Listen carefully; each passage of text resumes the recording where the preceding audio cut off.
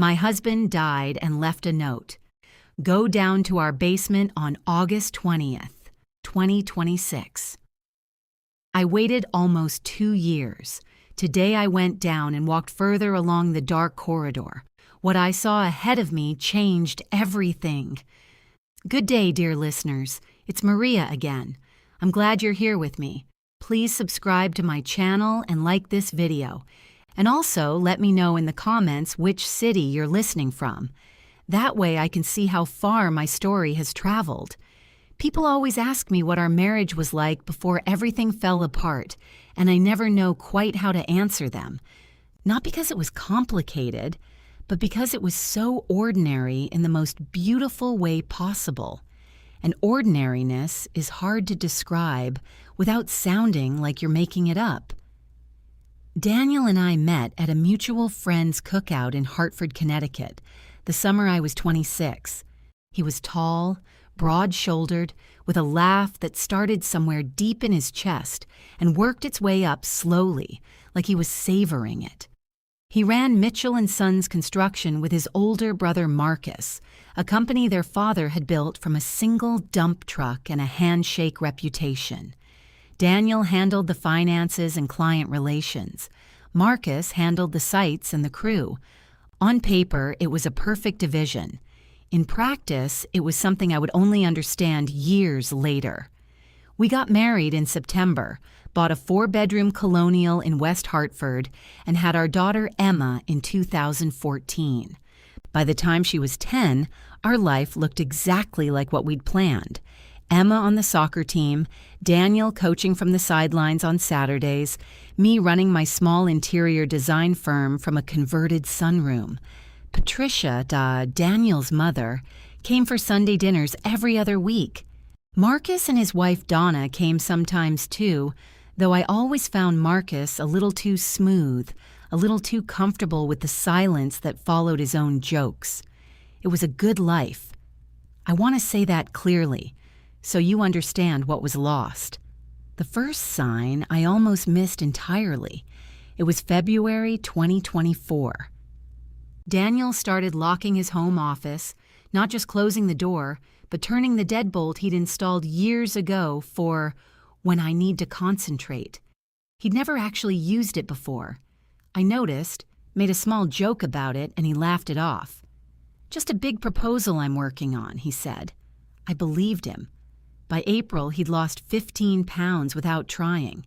He said he was eating cleaner, working out more. He wasn't. I saw the untouched food on his plate every evening, the way he stared past Emma during her piano practice, somewhere far away and dark. I began to feel a low, persistent hum of dread, the kind a woman develops slowly, like a callus, from years of noticing things she can't quite name.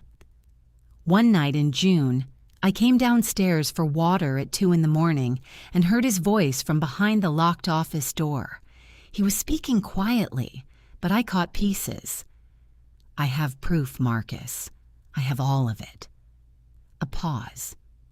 You don't want to do that. You really don't. I stood in the hallway for a long moment, my hand on the wall, the cold hardwood under my bare feet. Then I went back to bed and stared at the ceiling until dawn. When I brought it up the next morning, Daniel looked at me with something I can only describe as controlled terror. It's a contract dispute, he said. Marcus is overreacting. It'll be handled. He kissed my forehead in a way that felt like goodbye. He started carrying a small black notebook everywhere. He began making strange, sideways comments. Things like, if anything ever happens to me, Emma's college fund is in the joint account, not the business account. Remember that. Or, you'd be fine on your own, you know. You always were the stronger one. I told him to stop talking like that. He smiled and changed the subject. Daniel Mitchell died on November 4th, 2024. He was 41 years old. The medical examiner ruled cardiac arrest, sudden, unexplained. Daniel had no diagnosed heart condition, though the examiner noted that undetected structural abnormalities were common in men his age. Marcus organized the funeral. Patricia chose the flowers. I sat in the front pew of St. Michael's with Emma's hand in mine and felt the world folding in on itself. It was 2 days after the funeral, sorting through his wallet, that I found the note. A folded square of white paper, his handwriting. That precise, deliberate print he used when he wanted to be sure he was understood. Sarah, please go down to our basement on exactly August 20th, 2026. I love you more than you know. Trust the process. D. I read it 6 times. Then I sat down on the kitchen floor and I wept in a way I hadn't permitted myself since the hospital. August 20th, 2026. Almost 2 years away. Do you know what it feels like to carry a locked door inside your chest for 21 months? To sit across a Thanksgiving table from your husband's brother and mother, passing the cranberry sauce and answering questions about Emma's school, while a folded piece of paper sits in your bedside drawer like a small ticking device? I do. I know exactly what that feels like. I kept his office locked. I didn't touch the basement beyond the laundry machines. I raised my daughter. I ran my business. I waited. And then, yesterday morning, August 20th, 2026, I got up before dawn, made myself a cup of coffee, and walked to the basement door.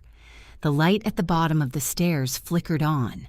I went down, and I walked further into the dark corridor I had passed 1,000 times without ever truly seeing it. What I found there changed everything. The wine rack. That's what stopped me at first. The rack Daniel had built himself 8 years ago from reclaimed barnwood, stained dark walnut running floor to ceiling along the far wall of the basement corridor. We'd been meaning to fill it properly for years, and it held maybe 24 bottles in the bottom rows, the rest of it empty. I'd looked at it hundreds of times without looking at it, but Daniel had left me a note with a specific date. And Daniel, I knew better than anyone, was precise. So I looked. It took me 11 minutes. The third column from the left shifted slightly when I pressed it, not much, a 1/4 inch. And when I pulled it instead of pushed, a section of the rack hinged outward on a set of concealed brackets, smooth and quiet like it had been opened recently. Behind it, a hollow space in the cinder block wall, about the size of a microwave oven, and inside that space, a gray metal lockbox. A key was taped to the back of the hinged panel with a strip of electrical tape. My hands shook as I carried the box upstairs to the kitchen table. Inside, a USB drive in a small plastic case. A sealed white envelope with "read" after the video written on it in Daniel's handwriting. And a black notebook, the same one I'd seen him carrying during those final months. I didn't read the envelope first. I didn't flip through the notebook. I plugged the USB drive into my laptop and opened the single video file it contained. Daniel appeared on screen. He was sitting in this very kitchen, at this very table, but he looked different. Thinner than I'd ever seen him, shadows under his eyes, the particular blankness of a man who has been frightened for a very long time. But his voice was steady. It was the voice he used when he was explaining something complicated to Emma, patient and unhurried, making sure every word landed.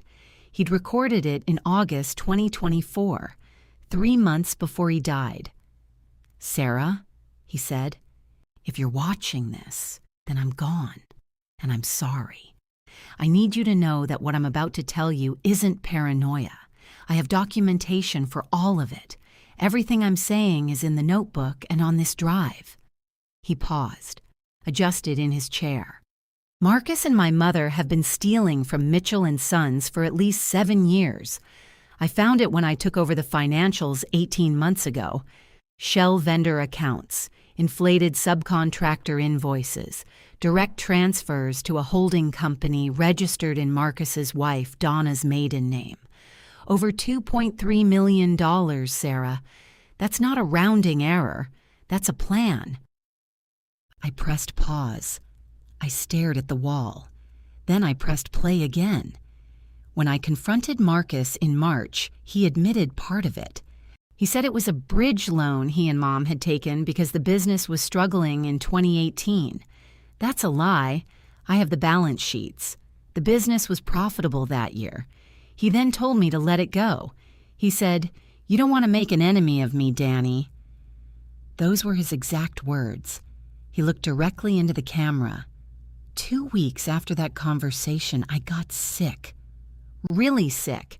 Stomach pain, vomiting, fatigue. The doctor said it was a viral infection, nothing serious. But I want you to keep that in mind. The implication hit me like a physical blow. I paused the video again and sat very still. The refrigerator hummed. Somewhere upstairs, my daughter slept. Outside the window, the August morning was just beginning to go gold. I pressed play. I've been corresponding with a detective named Ray Harmon at the Hartford PD. He's been looking into financial crimes in the construction industry. I couldn't give you this information now. If Marcus suspected you had it, you could be in danger. But by August 20th, 2026, Detective Harmon will have full jurisdiction over a new task force, and the Civil Fraud Statute of Limitations will have reset under Connecticut's 2024 amendment. The timing matters. That's why I chose that date. He smiled just slightly. The smile I knew.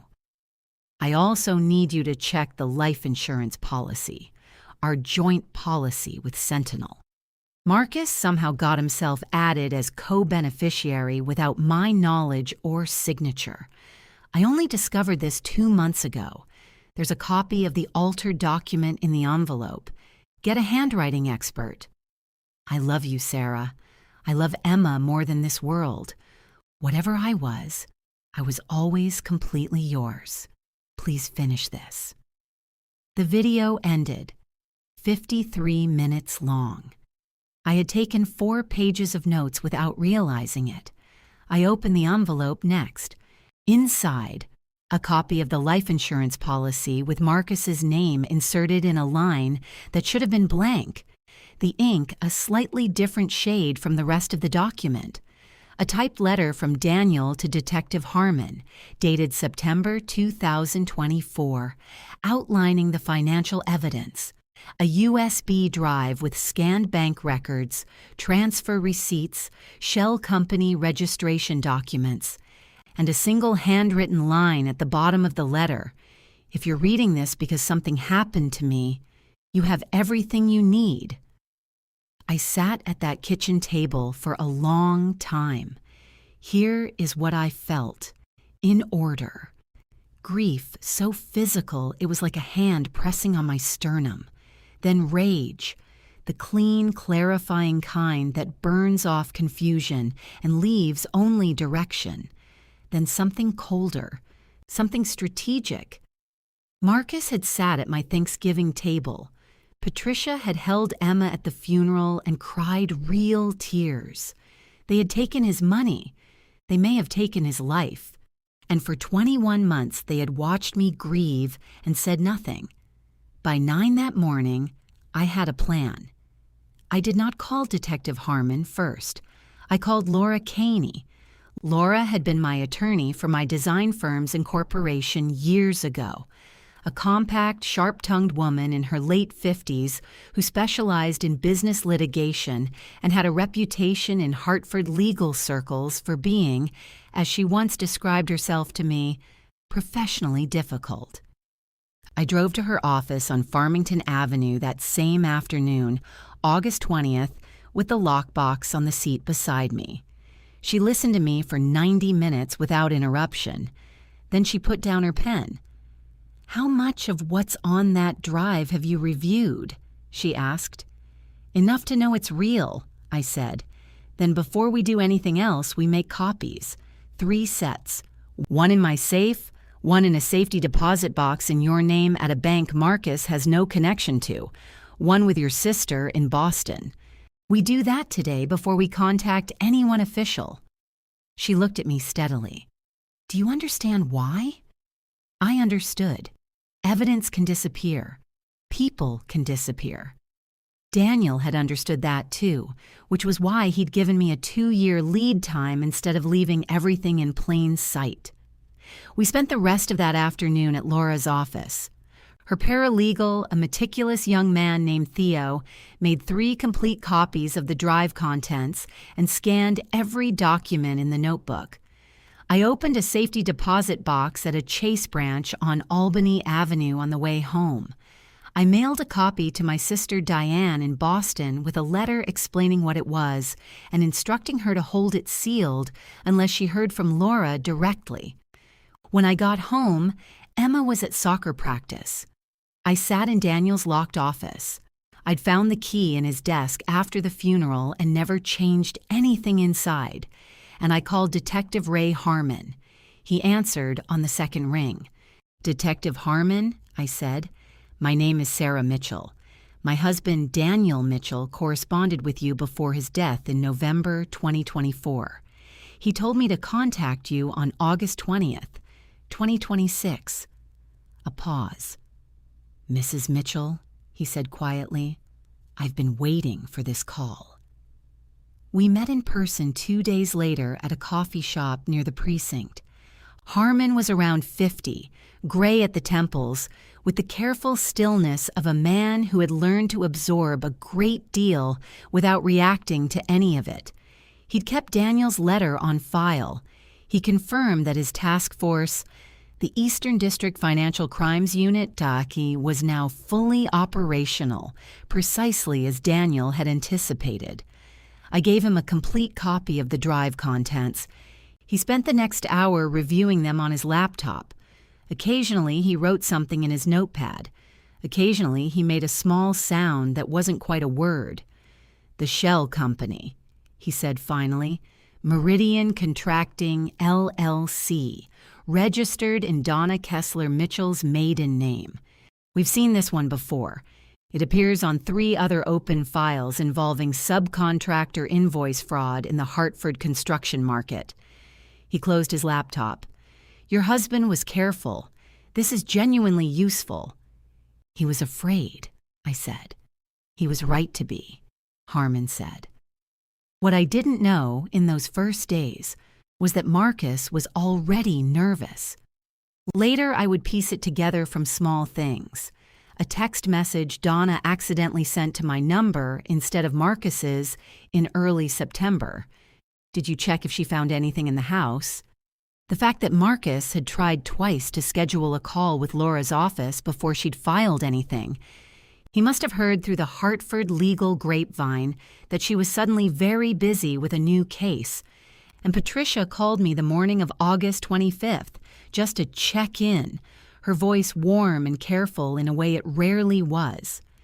"You seem tired, Sarah," she said. "How are you holding up? I know these anniversaries are hard." "I'm fine, Patricia," I said. "How are you?" "Oh, you know, Marcus keeps me busy." A small laugh. "He was asking about you, actually. He'd love to get Emma down to see the horses sometime this fall if you're open to it." After I hung up, I sat quietly and understood something important. They did not know exactly what I had found, but they knew I had been in the basement, and they were afraid. The hard evidence came on September 8th. Laura's forensic accountant, a woman named Greta Chen, who had previously worked for the SECE, completed her preliminary analysis of the Mitchell & Sons financial records cross-referenced against Daniel's documentation. She sent Laura a 12-page memo, and Laura called me immediately. "The transfers are real," Laura said. Greta found the paper trail. Between 2017 and 2023, 23 wire transfers totaling $2.38 million moved from Mitchell & Sons operating accounts to Meridian Contracting, LLC. Meridian's only documented activity is issuing invoices to Mitchell & Sons for subcontracting services. Those subcontracting services were never performed. Greta has matched the invoice dates to periods when Marcus was sole signatory on the accounts.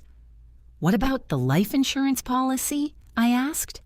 The handwriting expert confirms the co-beneficiary addition is a forgery.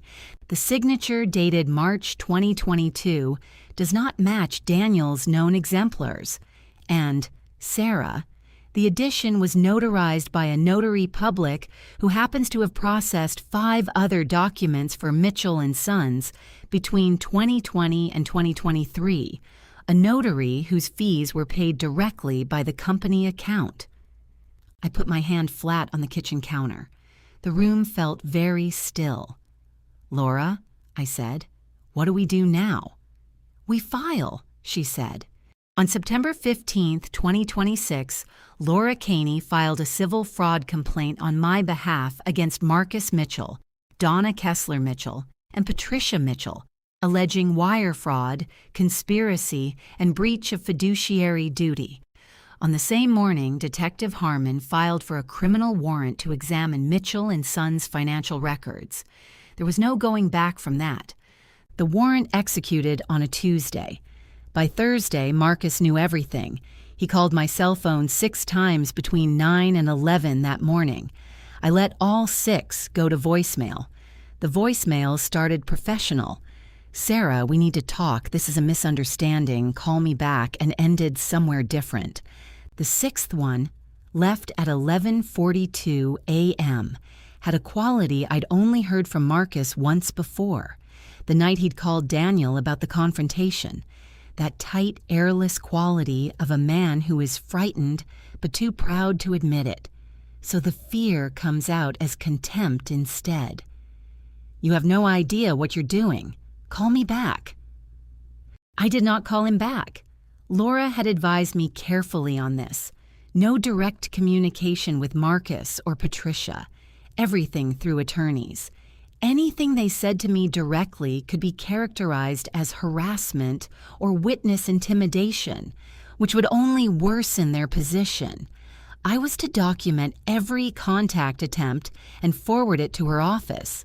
I documented 6 voicemails, 3 texts from Patricia asking me to please reach out, and one from Donna that said only, "This is a mistake you'll regret." I forwarded them all.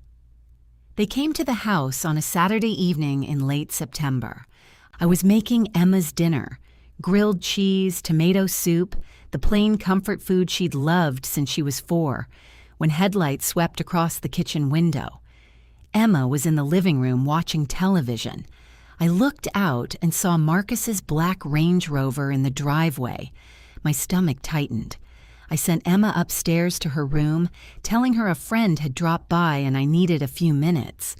Then I went to the door. Marcus was on the porch, Donna beside him. Patricia stood a step behind, her expression arranged into something approximating grief. Marcus wore a collared shirt. He'd dressed for this. He'd planned what he was going to say. "Sarah." His voice was carefully modulated. "We just need 5 minutes, please." I leaned against the door frame with my arms crossed. I did not open the storm door. "My attorney has advised me not to speak with you directly," I said. "Your attorney." He said it the way you'd say your imaginary friend. "Sarah, listen to me. You're about to tear this family apart over a misunderstanding in some old accounting records. Daniel, God rest him, he had a way of seeing things that weren't there when he was stressed. You know that. You know that." There it was.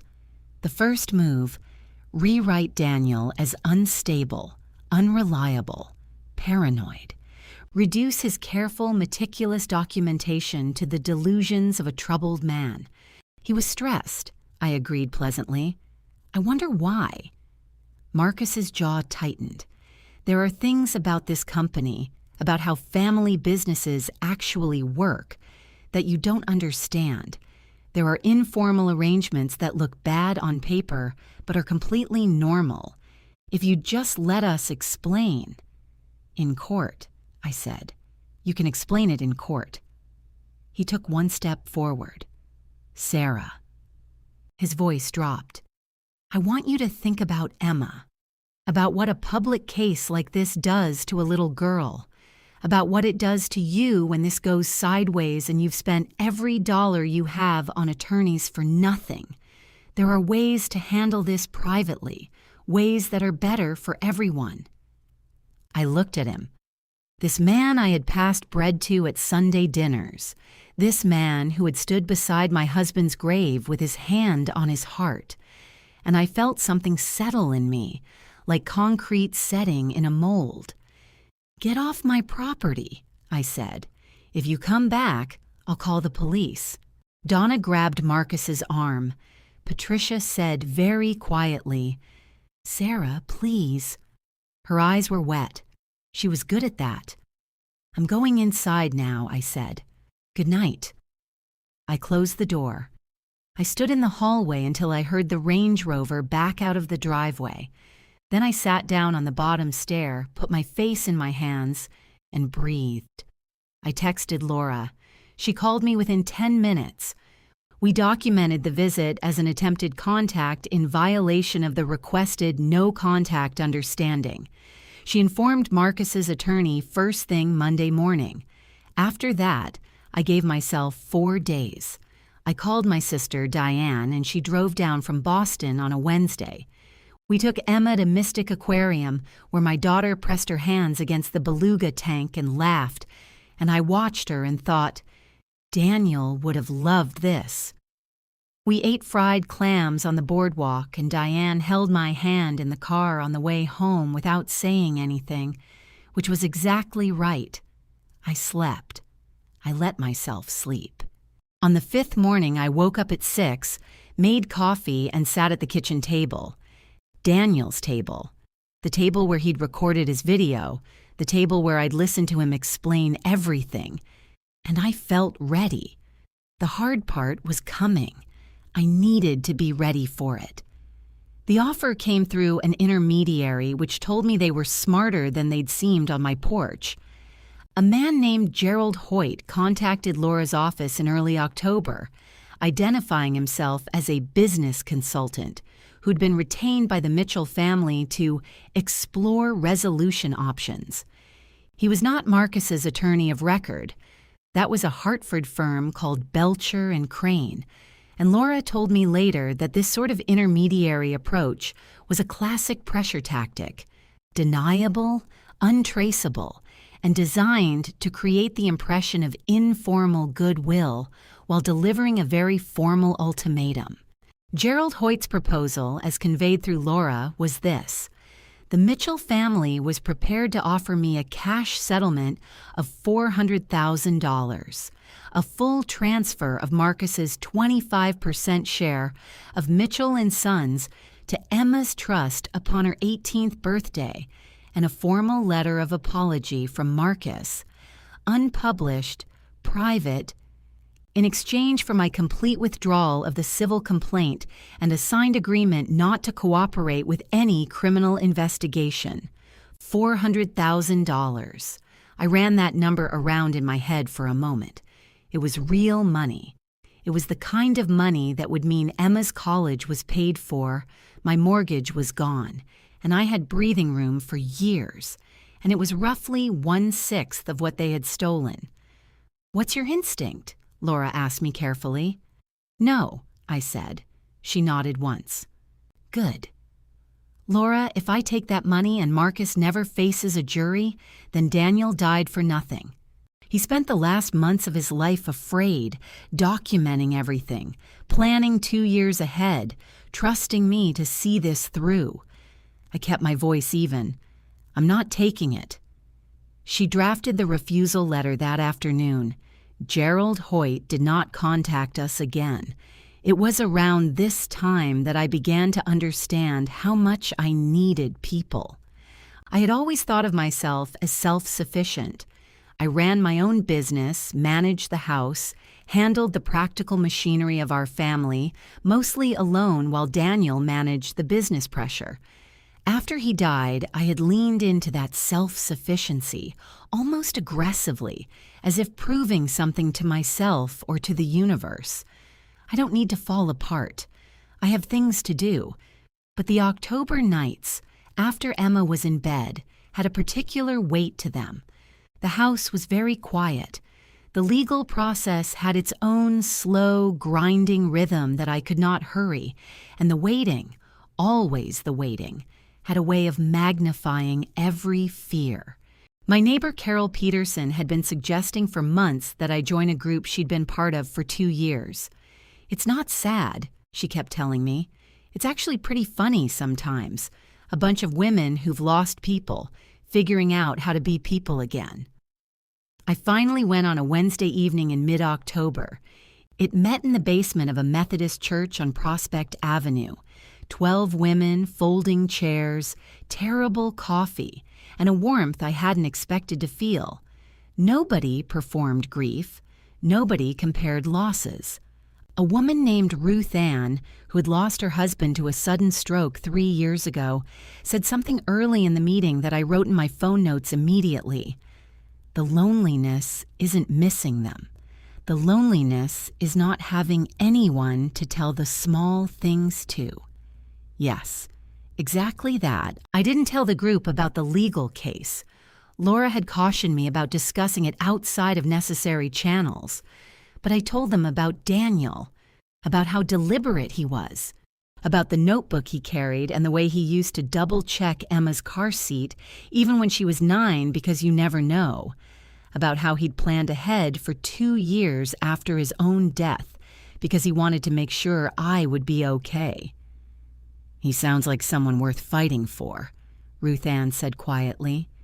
Carol reached over and squeezed my hand. I drove home that night with the windows down, the cold October air moving through the car, and something in my chest that felt, for the first time in a long time, less like a wound and more like a foundation. I was not alone. I had my sister. I had Carol. I had Ruth Ann and 12 women in folding chairs. I had Laura Kane with her yellow legal pads and her refusal to be impressed by anyone. And I had Daniel's voice on a video file saying, "Please finish this." I intended to. Patricia came alone on a Sunday afternoon in November, which should have been my first warning. Marcus had always been the force, aggressive, impatient, accustomed to moving conversations where he wanted them to go through sheer insistence. But Patricia was something else. Patricia understood that direct confrontation had failed. Patricia understood people. She had spent 67 years learning how to make people feel that disagreeing with her was an act of cruelty. She knocked at 2 in the afternoon while Emma was at Carol's house. She was dressed as though she'd come from church, pale blue coat, pearl earrings, and she held a covered dish. "I made your apple cake," she said, "Daniel's favorite." Her eyes were soft and sad and completely calibrated. "I just wanted to see you, Sarah, without attorneys and paperwork and all of it, just us." I looked at her for a moment. Then I opened the door and let her in, because refusing entry to a 67-year-old woman with a covered dish felt like bad tactics, and also because I wanted to hear what she'd actually come to say. We sat at the kitchen table. The same table. I made tea. She unwrapped the cake. She started with grief. Shared grief. How much she missed Daniel. How this whole terrible situation had opened up his loss all over again for her. How hard these past 2 years had been for the entire family. Her eyes filled with tears at the appropriate moments. She was extraordinary. Then gently she moved to Emma. "That little girl needs stability," Patricia said, wrapping both hands around her mug. "She needs her family around her, all of her family, her grandmother, her uncle. These legal proceedings, Sarah, whatever comes out of them, they're going to mark her. Children carry these things." "Emma is resilient," I said. She is. She's wonderful." Patricia smiled warmly.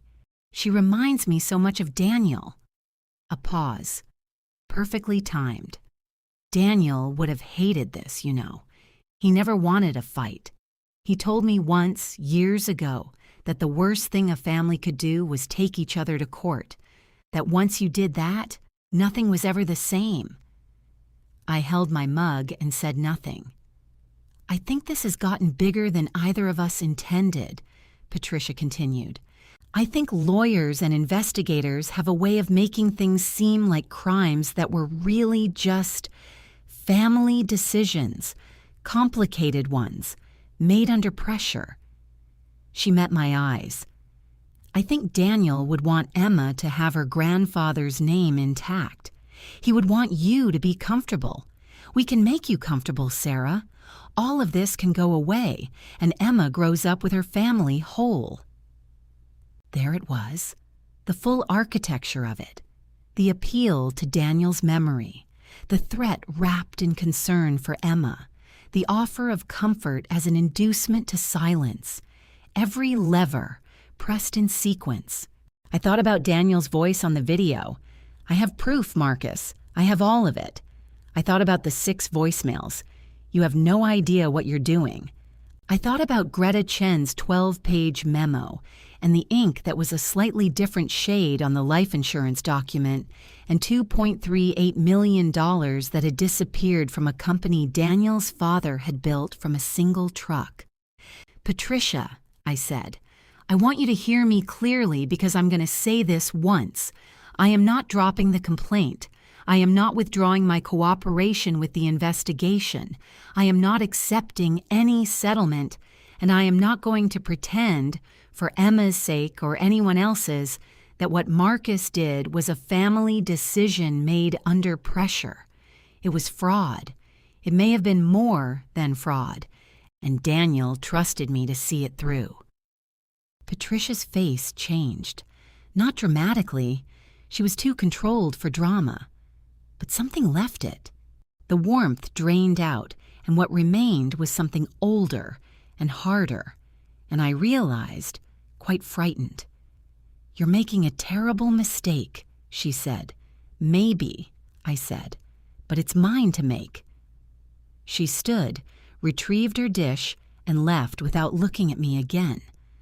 I watched the blue coat disappear down my front walk. My hands were completely steady. That night, after Emma was in bed, I sat in the dark living room and let myself feel the fear I'd held at bay all afternoon, the genuine animal fear of what people like Marcus might still do, of what was still ahead. It was real. It was substantial. But it didn't feel like the fear I'd carried for the past 2 years, the passive, helpless fear of not knowing. This fear had direction. It was the fear of someone moving forward, not standing still. And moving forward, I had learned, is the only thing that fear respects. The civil trial began in the second week of January 2027 in Hartford Superior Court. I had expected to be more afraid walking through those courthouse doors. Instead, I felt very quiet inside, the particular quiet that comes not from the absence of feeling, but from having already processed every fear and grief and rage so many times that they had become simply fact, like the cold of the January air or the weight of my coat. Laura was beside me, her briefcase in hand, her jaw set in the expression I had come to recognize as her working face, not aggressive, not performative, simply utterly focused. Marcus arrived with his attorneys and did not look at me. Donna sat in the gallery in a charcoal suit. Patricia sat beside her, upright, rigid, the pale blue coat replaced today with black. I sat at the plaintiff's table and looked at the space between the flag and the judge's bench and breathed. The first 3 days were financial. Greta Chen took the stand and walked the court through 23 wire transfers with the composed precision of someone who had testified in court many times and found it no more stressful than presenting at a board meeting.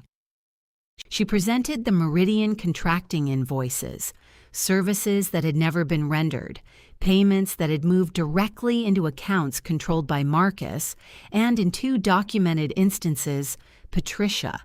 She showed the jury the shell company registration. She showed them the dates.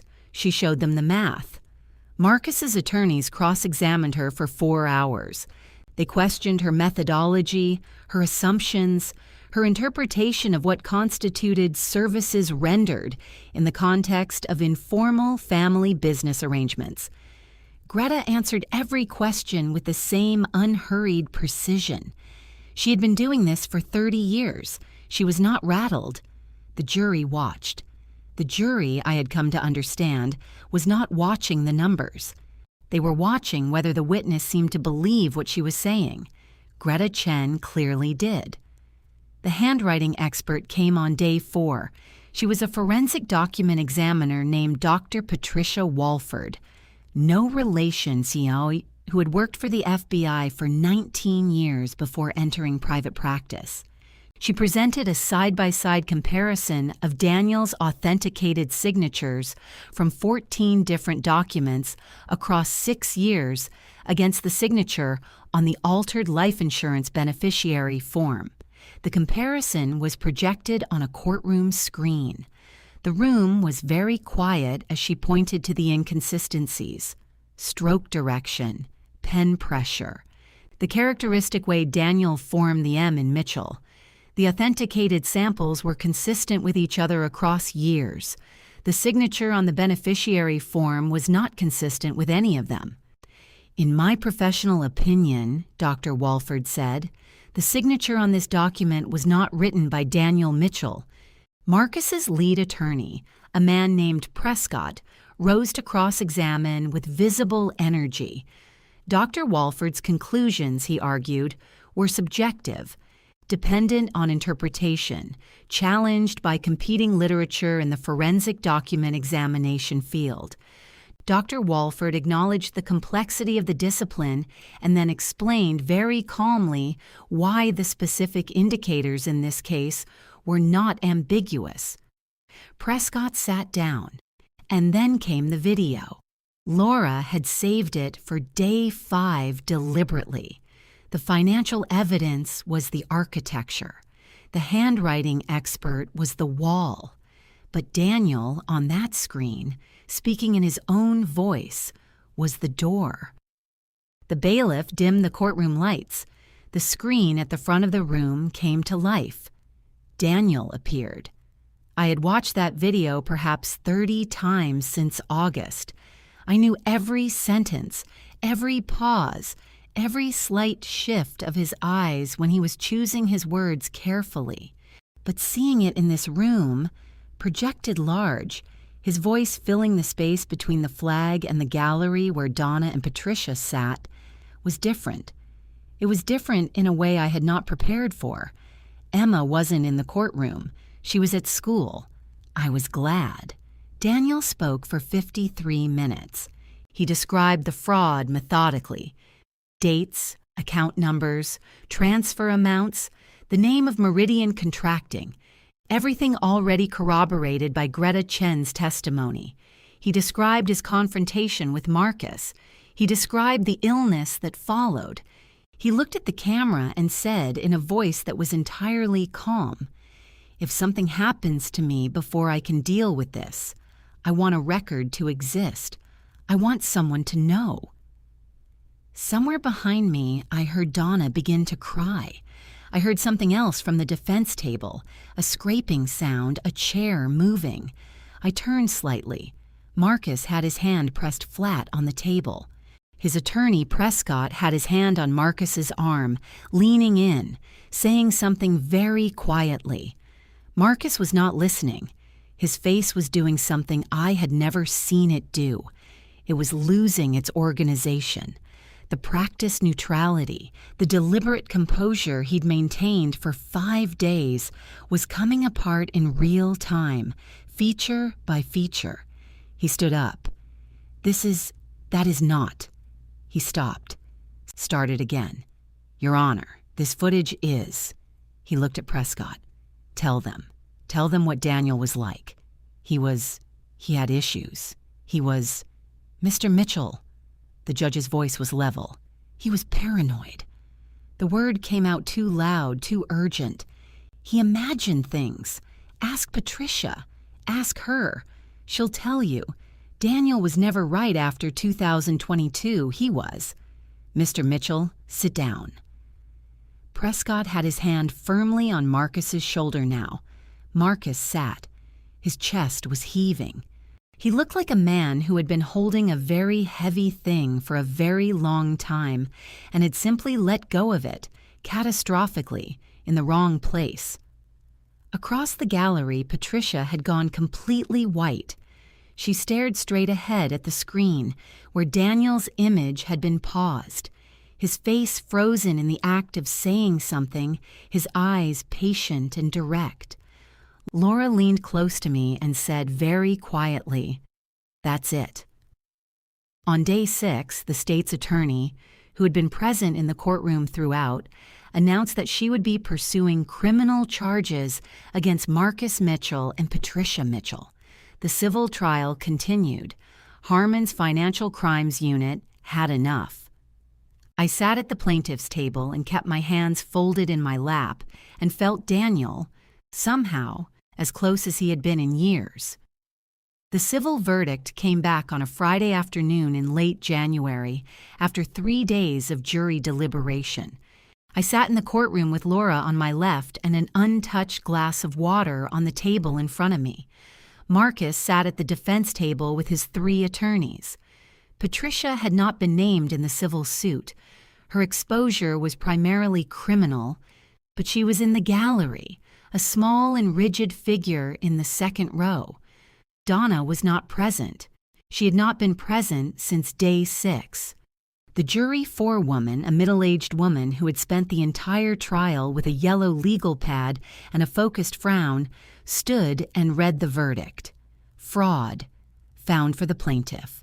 Conspiracy, found for the plaintiff. Breach of fiduciary duty, found for the plaintiff.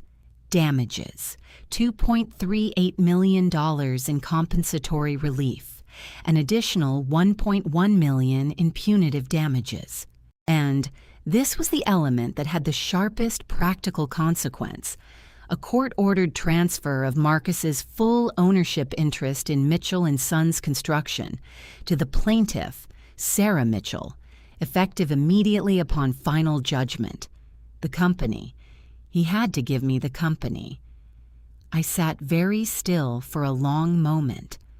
Across the room, Prescott was already speaking into Marcus's ear. Appeals, he would be saying. Grounds for appeal. And Marcus was nodding mechanically, but his face had the look of a man who already knew how this ended. Laura put her hand over mine. "Well done," she said quietly. Not to me, I thought. To Daniel. The criminal charges moved through 2027 with the grinding institutional patience of the justice system. Detective Harmon's investigation, informed by everything in Daniel's lockbox and expanded through subpoenas and forensic accounting that went further than even Daniel had documented, revealed additional wire fraud involving 2 other construction companies who had used Meridian Contracting as a pass-through for payments to Marcus. The scope of what Marcus had built, carefully over years, methodically, was larger than Daniel had known. Patricia's involvement was narrower but documented. She had signed 2 of the Meridian invoices as a notary, using her notary certification to authenticate documents she knew were fraudulent. She had also made 2 direct transfers from a personal account to Meridian during a period when Marcus was temporarily removed from the Mitchell & Sons signatory list. She had known. She had helped. The criminal trial separate from the civil proceeding, took place in the fall of 2027. Marcus was convicted of wire fraud, money laundering, and conspiracy. The sentencing judge, reviewing a defendant who had shown no remorse, no cooperation, and had attempted mid-trial to impeach the credibility of a deceased man through outbursts that the jury had clearly not forgotten, sentenced him to 12 years in federal prison. Patricia was convicted of conspiracy and accessory to fraud. She received 7 years, with eligibility for early release after 4. The judge noted her age and lack of prior record as mitigating factors. Laura had argued for the full sentence and lost that particular point, but only that point. Donna Kessler Mitchell had, quietly and without announcement, retained her own attorney in October and accepted a cooperation agreement in exchange for her testimony. She divorced Marcus 6 weeks before the criminal verdict. I had no feelings about Donna that I could neatly categorize. She had known enough to know and had done nothing for years. But I recognized that without her cooperation, the criminal case would have been significantly harder. I thought about Daniel's voice on the video. I have all of it. He had. He really had. On the day Marcus's sentencing was handed down, I drove home along the river road, the longer route, the one with the old elms and the stone walls, and I let myself feel the completeness of it. Not happiness, exactly. Not relief, even. Something more permanent. Something that could bear weight. I stopped at the cemetery on the way. It was a November afternoon, gray-skied and cold, the grass bronze and flattened. I stood at Daniel's stone for a while. I finished it, I said.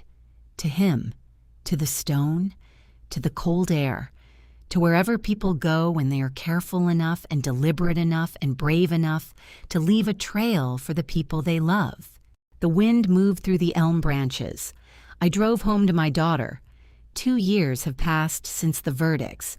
It is the autumn of 2029, and I am sitting in what used to be Daniel's locked home office, which I have converted into my own office. Bookshelves rebuilt, the old lock replaced with nothing, the windows full of the orange maple in the backyard. On my desk is a proposal I've been finalizing for 3 weeks, a community affordable housing initiative in partnership with the City of Hartford, the largest project Mitchell & Sons has undertaken in 20 years. I run the company now. I want to say that plainly because for a long time it felt like something I needed to qualify. I'm sort of running it. I have people who help me. I'm learning. But I have stopped qualifying it. I run it. I hired a CFO named James Okafor, a veteran of 20 years in municipal construction finance, who manages the numbers with the same precision Daniel once did. I hired a new site director. I kept the crew foreman who had been there since Daniel's father's time, because they knew the work and they knew the company's reputation. And reputation, I have come to understand, is not built once. It is maintained daily. The Affordable Housing Initiative is real. It will build 48 units on a former industrial lot on the north side of the city. When I pitched it to the city council, I said I was doing it because Daniel's father had built his first project in that same neighborhood 50 years ago, and I wanted the Mitchell name to mean something worth inheriting. The council approved it unanimously. Emma is 14 now. She plays forward on her high school soccer team and has decided she wants to study environmental science, which she told me with the absolute authority that 14-year-olds deploy when they have identified something true about themselves. She knows the broad outlines of what happened, I told her carefully, a version appropriate to her age, when she asked me directly why Uncle Marcus wasn't at Christmas anymore. She took it in quietly, asked several precise questions, and then said, "Dad knew you could do it." I cried for about 10 minutes, and she patted my back with patient teenage tolerance. She is so much like him, the patience, the precision, the laugh that arrives slowly. I see Carol every week. I still attend the Wednesday group at the Methodist Church, though I go now more to give than to receive. There are always new women in those folding chairs, new losses, new silences that need to be witnessed. Ruth Ann and I have become genuine friends. She came to Emma's last soccer tournament and cheered in the rain with complete unself-consciousness. I have not been ready for anything romantic, and I have made peace with that. What I have instead is something I didn't have enough of before, a life that is visibly, testably mine. I know what I can carry. I know what I'm worth fighting for. That knowledge is not nothing. That knowledge is, in fact, a great deal. Marcus is in federal prison in Danbury. He will be eligible for release in 2035 at the earliest, assuming good behavior, a condition that, from what I understand through the occasional legal update Laura sends me, he has not consistently maintained. His appeals were denied in 2028. Belcher and Crane, his former law firm, quietly removed his name from any materials referencing his cases. Donna remarried in 2028. He's a man she'd apparently known for years, which tells you something, and moved to Florida. I wish her nothing in particular. Patricia was released from federal custody after serving 4 years in the spring of 2028. She is 69 years old. The proceeds from the civil judgment, combined with legal fees she and Marcus had accumulated, consumed most of the liquid assets she'd held. She sold her house, the house where Daniel grew up, the house where I'd had 100 Sunday dinners, to cover debts. She lives now in a small apartment in Wethersfield, which I learned from Laura and then chose not to think about further. I do not hate Patricia. I want to be precise about that. Hate would require me to keep her in the center of something, and she is not in the center of anything anymore. She made choices. They had consequences. That is the full extent of my interest in the matter.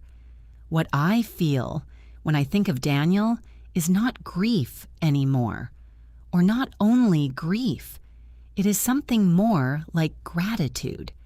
Gratitude that he loved me carefully enough to plan ahead, that he trusted me to see it through, that he gave me, in those 53 minutes of video, not just evidence, but a gift, the gift of knowing exactly who he was. A man who, faced with something terrifying, sat down at a kitchen table and made sure the people he loved would be okay. I try to live like that, carefully, with enough trust in the people I love to tell them the truth. Mitchell & Sons is building 48 homes. Emma wants to study environmental science. It is autumn in Connecticut, and the maple outside my window is brilliant, and I am, against everything, fine. What would you have done? Standing at that basement door, holding a key, your husband left you, knowing what might wait in the dark. Leave a comment. I want to know.